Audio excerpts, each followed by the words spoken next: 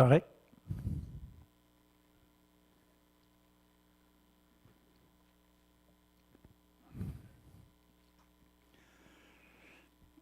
Si je mettrais un titre, ça serait La route de la vie.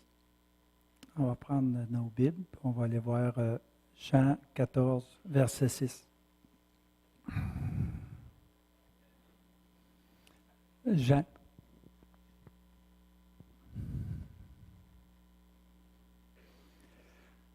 Jésus lui répondit, « Je suis le chemin, la vérité et la vie.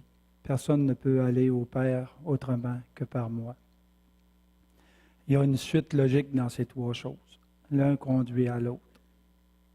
Le chemin va à la vérité, puis la vérité va à la vie. Mais on peut connaître le chemin puis suivre son propre chemin. Connaître la vérité puis avoir sa propre vérité, puis vivre sa vie comme on l'entend. Malheureusement, même si on est chrétien.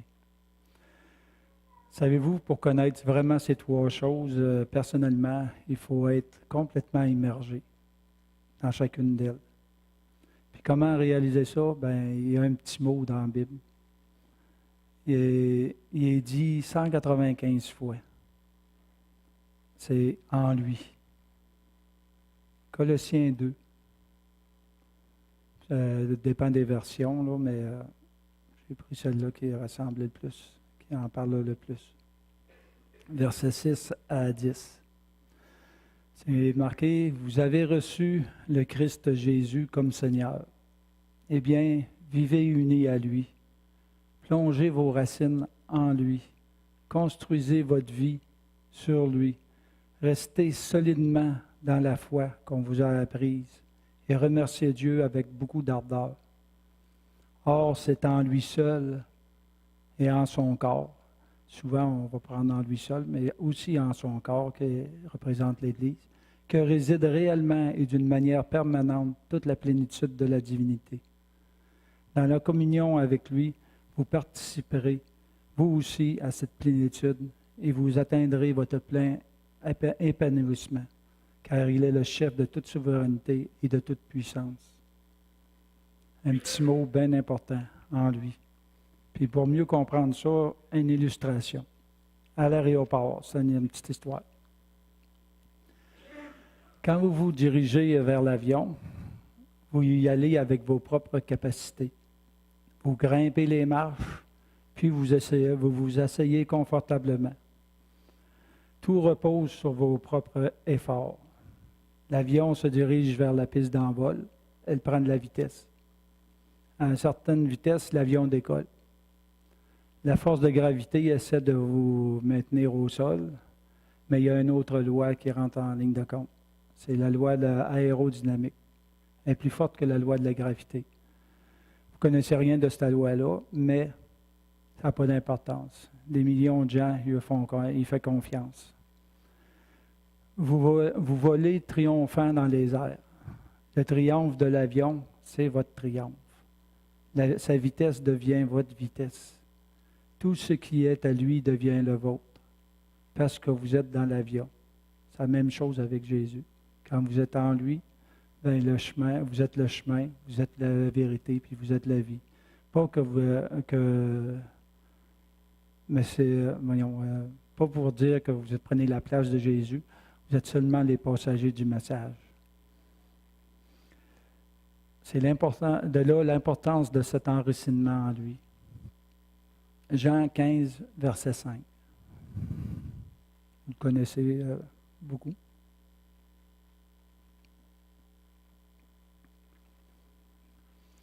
Moi, je suis le cep, vous les serments. Celui qui demeure en moi et moi en lui, celui-là portera beaucoup de fruits. Car séparé de moi, vous ne pouvez rien faire. On peut faire toujours des choses, des gaffes. À cette heure, on va analyser les trois points du début, le chemin, la vérité et la vie. Une façon de bâtir. Encore un verset, c'est Matthieu 7, 13 et 14. Un verset que vous connaissez. Très bien. Ça dit, entrez par la porte étroite. En effet, la porte qui ouvre sur la mort est large et le chemin pour y aller est facile. Beaucoup de gens passent par là. Mais la porte qui ouvre sur la vie est étroite et le chemin pour y aller est difficile. Ceux qui le trouvent ne sont pas nombreux. À quoi ressemble mon chemin? Comment est-il bâti? Les Romains ont bâti des routes il y a 2000 ans, puis sont encore là aujourd'hui. Ils ont été très bien bâtis. C'est la même chose pour nous, mais il faut avoir une fondation solide. Quand j'ai suivi mon cours d'arpentage en 1975, pas mal plus tard qu'Éric, j'ai appris que si tu veux voir un bon chemin, un chemin qui est très bien construit, regarde ses fossés. Si l'eau ne s'évacue pas dans les fossés, il va y avoir des problèmes. L'eau, elle va devenir stagnante. À pénètre sous le chemin et l'hiver, la gelée fait briser le chemin. Les fossés font toujours partie d'un chemin. Si on adapte ça à une image spirituelle, si l'eau spirituelle ne coule pas dans ta vie, si le Saint-Esprit, ça ne coule pas, qu'est-ce qui se produit? L'eau, on va dire, elle devient stagnante. Puis, veux pas, tu vas te refroidir. Puis ton chemin va être affecté. Je dirais, regarde un chemin sans fossé, puis arrive une bonne pluie. Résultat, tu vas avoir les pieds dans l'eau ou dans la boîte. Les fossés sont la veine, puis le gardien du chemin.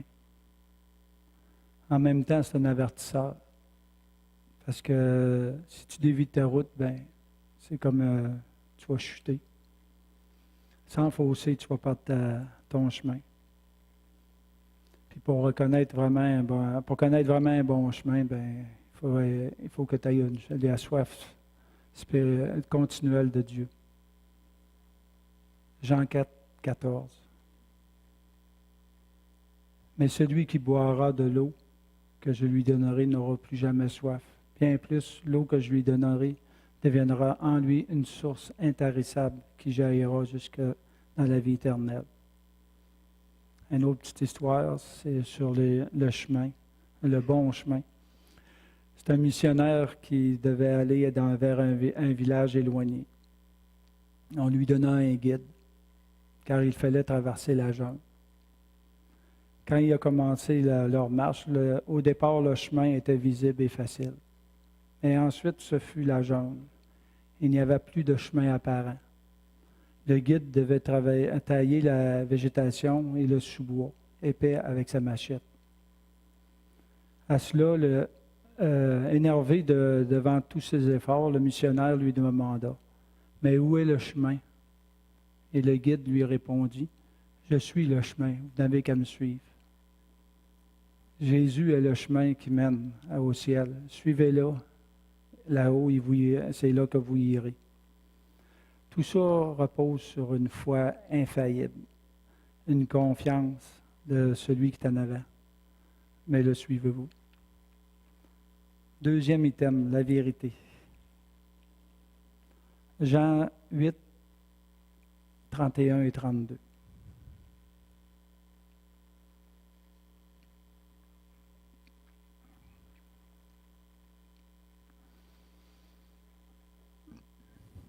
Alors Jésus dit aux Juifs qui avaient eu foi en lui, « Si vous vous attachez à la parole que je vous ai annoncée, et si vous vivez conformément à ce que je vous ai dit, vous serez vraiment mes disciples. Vous comprendrez la vérité et la vérité vous rendra libre. »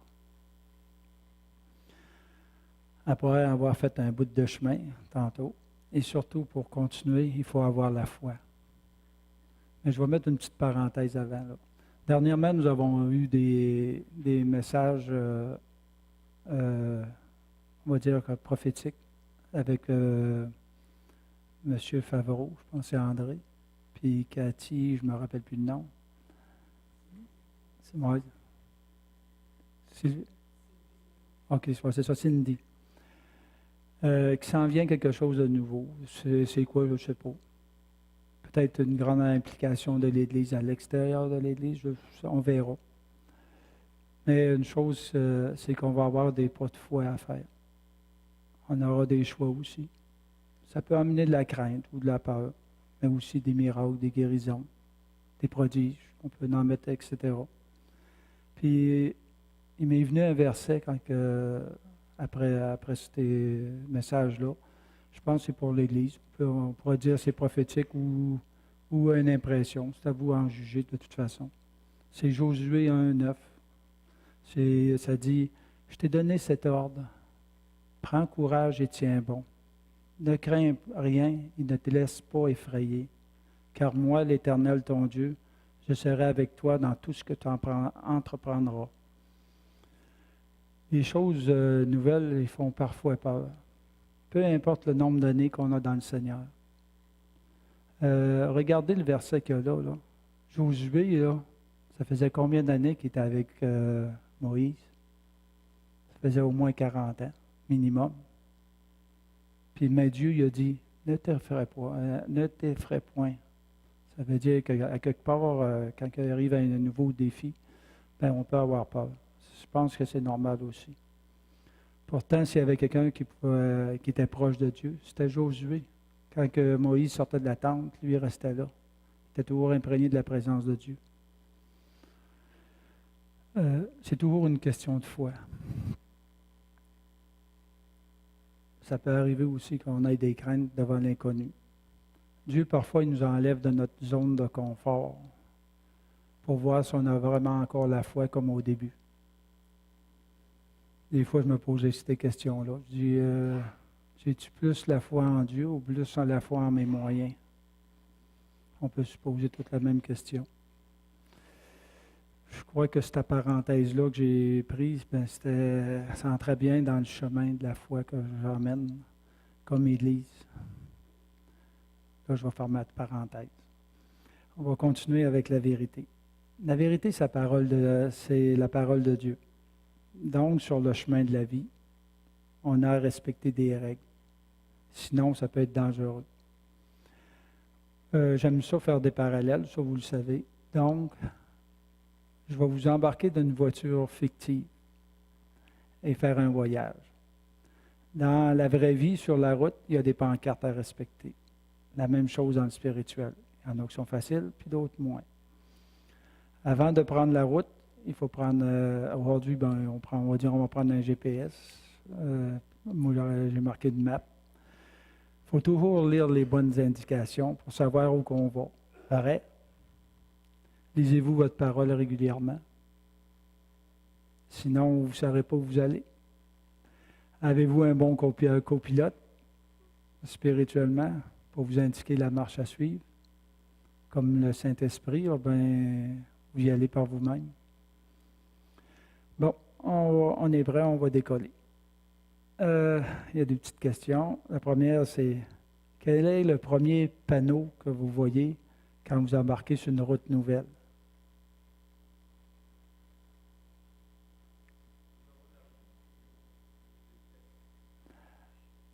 Quand on embarque, il y a un petit triangle. CD.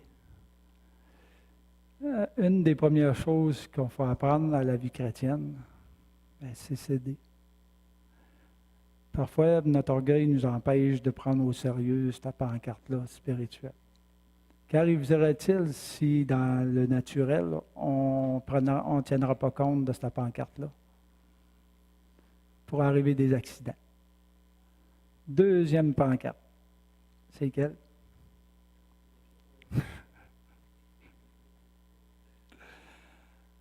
Des fois, c'est celle-là, mais des fois, il y en a une autre avant.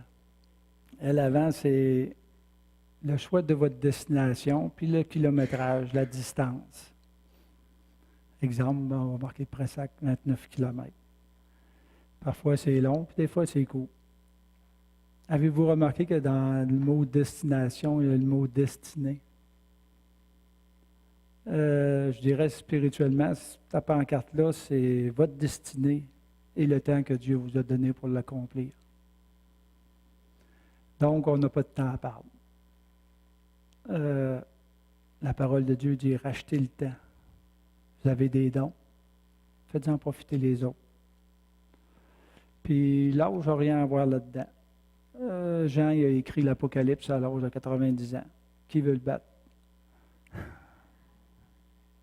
Troisième pancarte. C'est ça. À un moment donné, il fallait bien qu'il arrive. Hein? Qui a le pied pesant ici? Ah ben, c'est une tortue. Une monnaie.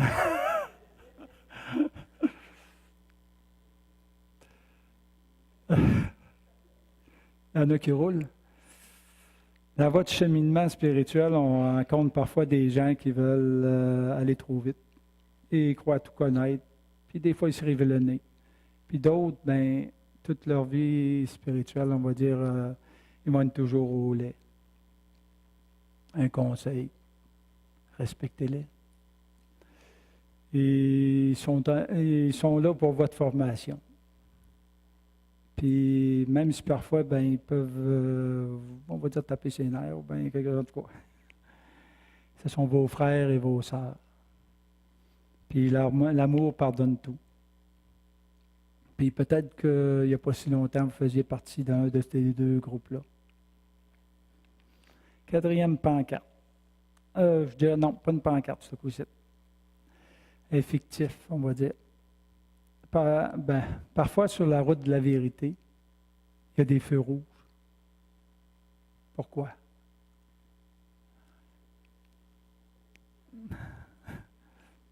On va dire, il y a un petit mot décrit en dessous du feu rouge. C'est pas vrai, là, mais tu sais, moi, je l'ai marqué de même.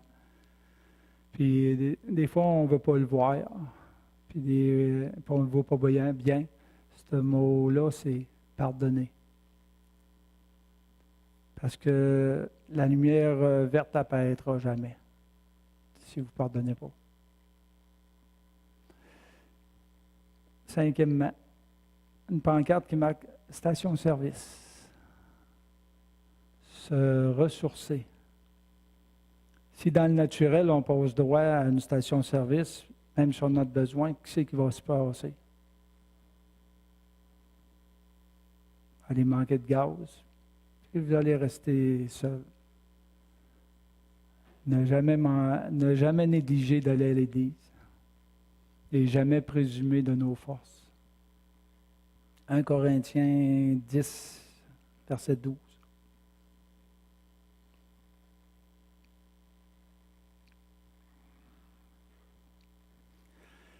Si quelqu'un croit être debout, qu'il prenne garde de ne pas tomber. Sixièmement, les enseignes publicitaires. C'est utile, mais dans le spirituel, ça peut être une distraction de l'ennemi. Nos yeux sont fixés sur qui ou sur quoi? Sur le chemin ou ailleurs?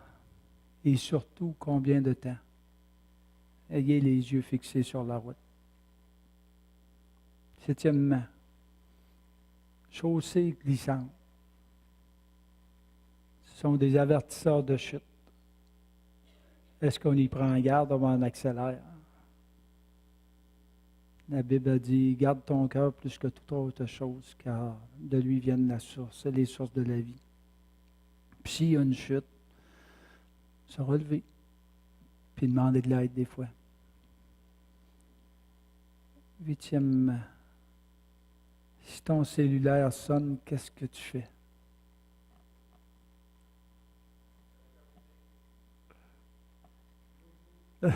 Dans ton char. Arrêtez, le Saint-Esprit veut vous parler. Ne sois pas concentré sur deux choses en même temps. Tu peux manquer quelque chose d'important.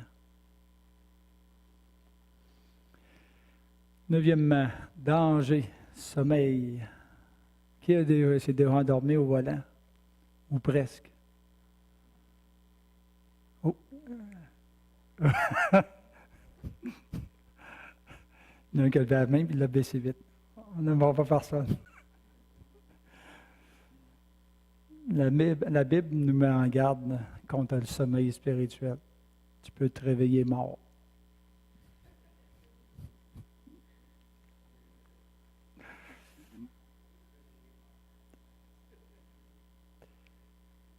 Dixième, une pancarte en forme de T.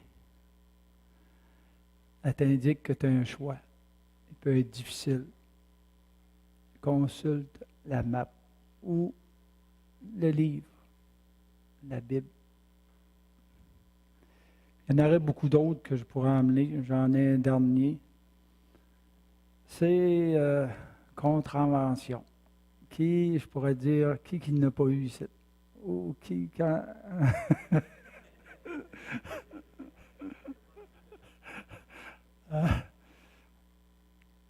Oh, inclut la personne qui parle. Puis pour toutes ces choses-là, on va aller voir un verset de la Bible qui va mettre un baume sur vos plaies, on va dire, si vous avez manqué là-dedans. Romains 3, 23 à 24.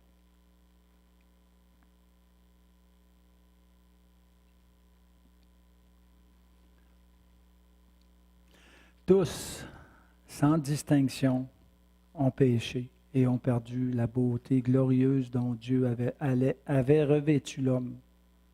Tous ont manqué le but qui leur avait été assigné dans son plan. Personne ne saurait prétendre être approuvé de Dieu ni accéder à sa glorieuse présence. C'est pourquoi Dieu offre à tous un don. Tous peuvent à présent être justifiés, c'est-à-dire déclarés justes aux yeux de Dieu, par pure grâce. Ils reçoivent cette faveur comme un cadeau immérité de la générosité divine. Et cela fut possible parce que Jésus-Christ a accompli tout ce qu'il fallait pour nous libérer, parce qu'il s'est donné lui-même en rançon pour nous. Avais-tu dire de peser sur le gaz et avoir des excès de vitesse? Non. Un commentaire de quelqu'un que j'ai trouvé bon. Il dit, tout compte fait, malgré ce que j'en dis, il y a beaucoup de gens qui connaissent le code de la route, ce qui est une bonne chose. Mais qui ne connaissent pas le code de la vie? L'essentiel est contenu dans un livre, la Bible. Et nul ne sera un jour censé ne pas le connaître. Je vous invite à vous en procurer une exemplaire, si vous ne l'avez pas encore, et méditez encore et encore. Amen. La vérité aussi, parfois, elle fait mal. Mais c'est pour notre protection. C'est dangereux d'ignorer la vérité. Si vous montez en haut de la tour Eiffel, vous pouvez avoir l'illusion que vous, exceptionnellement, pouvez vaincre la loi de la pesanteur. Vous pensez que ce n'est pas vrai tout le temps, qu'à l'occasion, une fois sur 1 million, vous allez planer sans l'aide d'un engin. Une fois que vous êtes dans le vide, la réalité, elle est là. Et vous vous rendez compte que votre folie et votre mépris obstiné de la vérité. Dans les dessins animés de Bip Bip, le coyote se relève toujours après une terrible chute. Mais il n'y a que dans les dessins animés que ça marche comme ça. Ignorer la vérité, c'est dangereux. Il faut faire aussi attention de penser qu'on a toujours raison. Parfois, les gens ne viennent plus à l'Église et se contentent de messages sur Internet. Pas que je suis contre le message sur Internet. C'est nécessaire, puis je pense que j'y suis présentement. Mais ce n'est pas l'Église. Je vais comparer ça à un film. Qui a vu le film Seul au monde? Pratiquement tout le monde, avec Tom Hanks. C'est l'histoire d'un homme seul sur une île avec un ballon qu'il nomme Wilson, la marque de compagnie. C'est son ami imaginaire.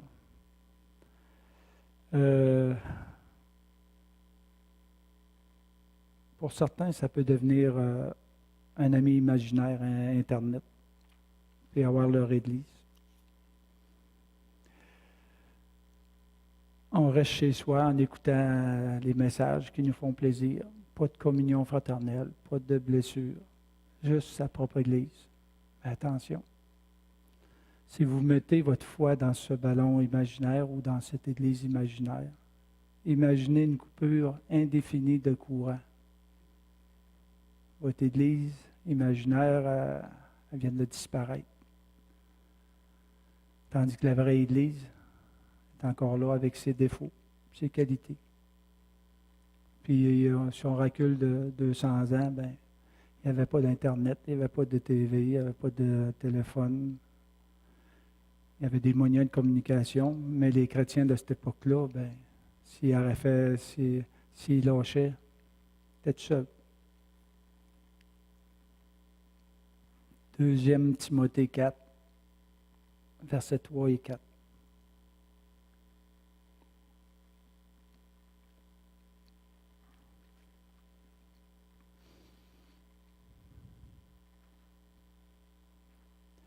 Car il viendra un temps où les hommes ne voudront plus rien savoir de l'enseignement authentique.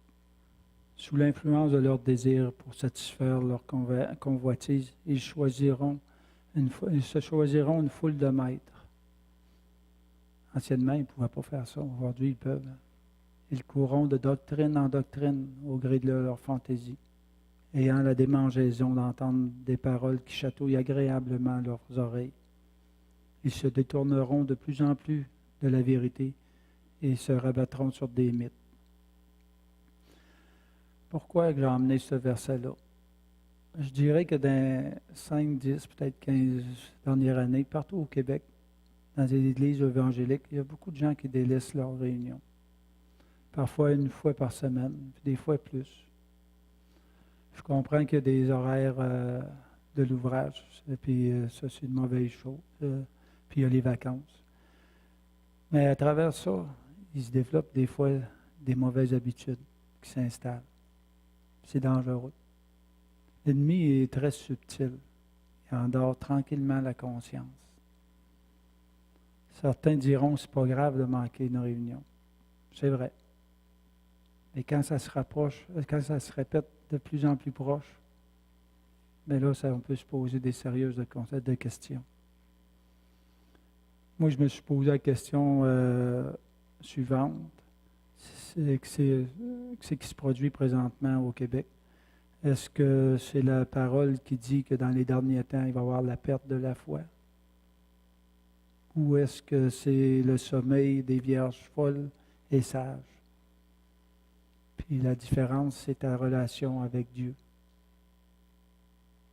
Là, je ne sais pas, là, je fais juste émettre mes opinions. Mais faites attention, pareil. Mon 3e item, le dernier, c'était la vie.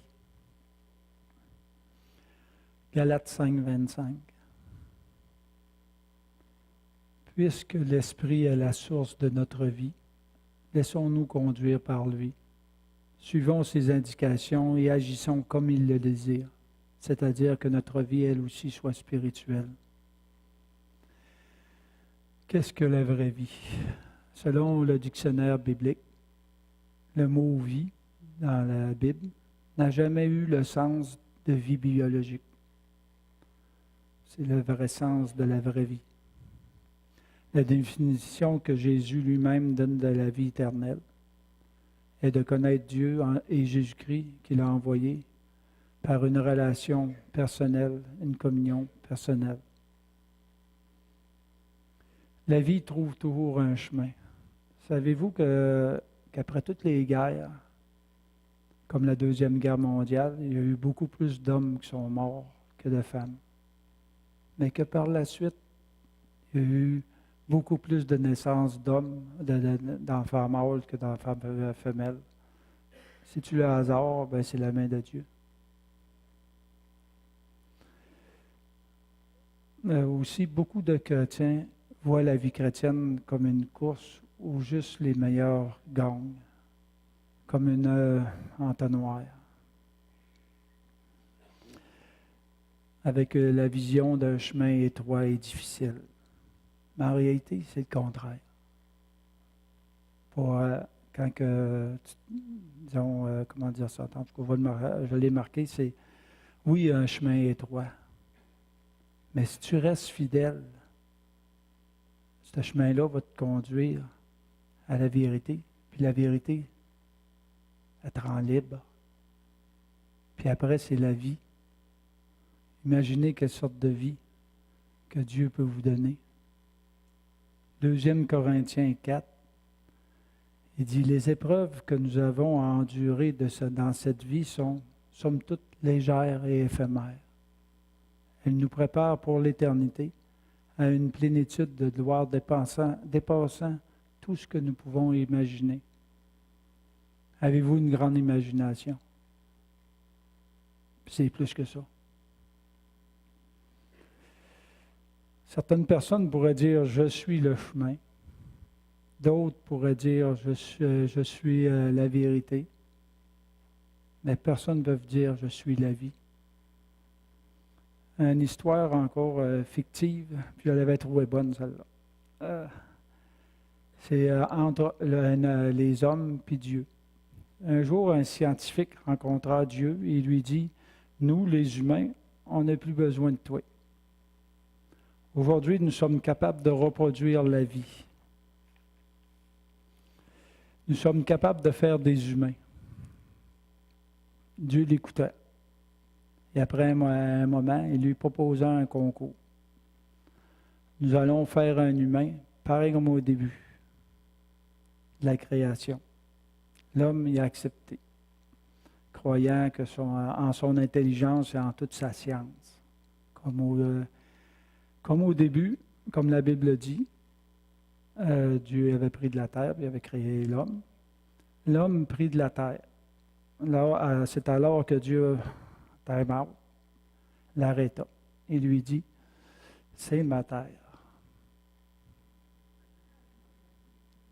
Il fallait qu'il crée la terre avant de créer l'homme.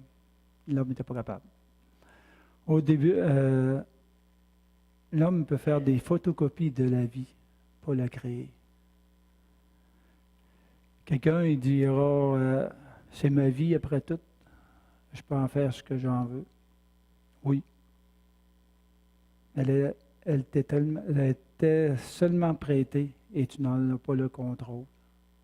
Quand Dieu dit c'est terminé, que peux-tu faire et vous dire?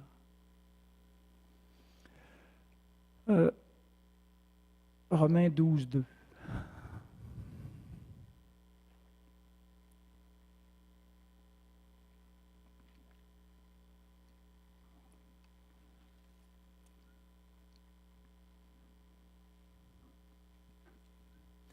Ne vous coulez pas simplement dans le moule de tout le monde. Ne conformez pas votre vie aux principes qui régissent le siècle présent. Ne copiez pas les modes ou les habitudes du jour. Laissez-vous plutôt entièrement transformer par le renouvellement de votre mentalité. Adoptez cette attitude intérieure différente. Donnez à vos pensées une nouvelle orientation afin de pouvoir discerner ce que Dieu veut de vous. Ainsi, vous serez capable de reconnaître ce qui est bon à ses yeux, ce qui lui plaît et qui vous conduit à une réelle maturité. Un bon conseil. En conclusion, c'est pas pour rien que Jésus a dit « Je suis le chemin, la vérité et la vie ». Vous avez vu qu'on ne peut rien faire sans lui. On a besoin de lui et être en lui.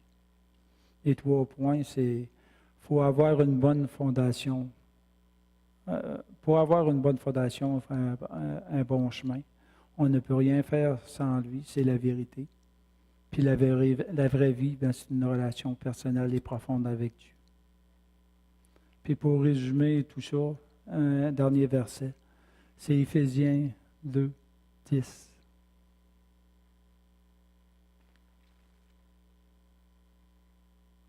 Ce que nous sommes, nous le devons à Dieu. Il nous a recréés en Christ pour nous faire accomplir dans la communion avec lui les bonnes actions qu'il a préparées depuis longtemps pour nous. Voilà la vie conforme à la volonté de Dieu, celle pour laquelle il a tout arrangé d'avance. Il a préparé notre chemin afin que nous n'ayons plus qu'à y marcher. Amen. Vous pouvez vous lever. Gérard, si tu as quelque chose à ajouter, je sais que tu es en vacances, là, mais si tu peux mettre de la musique, s'il y a des gens qui veulent faire prier pour eux, ben ouais, juste avancer en avant. Amen.